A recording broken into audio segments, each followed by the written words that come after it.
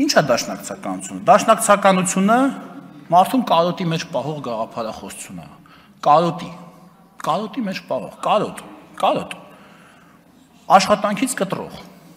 ծուլացնող, թուլացնող, խեղճացնող գաղափարախոսություն է։ Դու նստիր այստեղ, դու կարոտի, դու երազի։ Երազելը վատ չի, բայց դու միայն երազի, ոչ թե երազի պլան կազմի եւ հասիր քո երազանքներին։ Դու երազի ի սկզբանե դիր անիրականանալի նպատակ։ Ի սկզբանե, երբ որ նույնիսկ գիտես, որ դա անիրականանալի է, դիր հորինիր միֆեր։ Այն օրը ես նայում եմ բանը, ձեր բանավեճն եմ նայում Տիկին Հակոբյանի հետ, այդ մի կտորը կտրած դրացել, ոնց որ թե դաշնակցության էջնել էր տարածել, հպարտ ասում եք, դուք ուզում եք մեր 5000-ամյա սիմվոլ Արարատ լեռը մեզանից պոկեք եւ այլ։ Տիկին Վարդանյան, դուք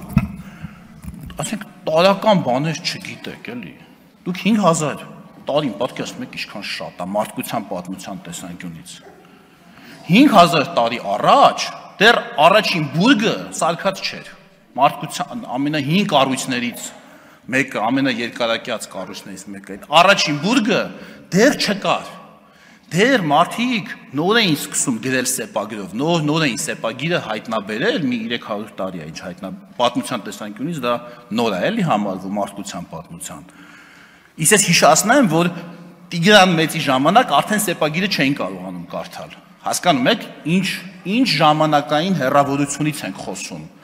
Այսօր աշխարհում Տիկին Վարդանյան 5000 տարվա անընդհատ ժառանգականությամբ մշակույթ, քաղաքակրթություն գոյություն չունի։ Այն, որը կար, կամ մահացել են, չկան, այն, որը որ 5000 տարի առաջ ստեղծվել է, ինչ որ փուլում վերացել են, չկան, այն, որը որ կա, լավագույն են ամենահին ապրող, շարունակական, ժառանգական շարունակվող մշակույթները մենք կարող ենք գնահատել որպես լավագույն դեպքում 3000 տարվա շարունակական ժառանգականություն ունեցող։ Դե իհարկե վիճելի եմ անում, բայց վիճելի եմ անում, որ խոսանք այս մասին։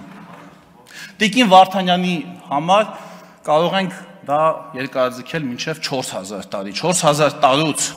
հատուկ, եթե չէ, որովհետև այնտեղ շատ չէ, պարոն Խաչատրյան, չեմ կարող ձգել, որովհետև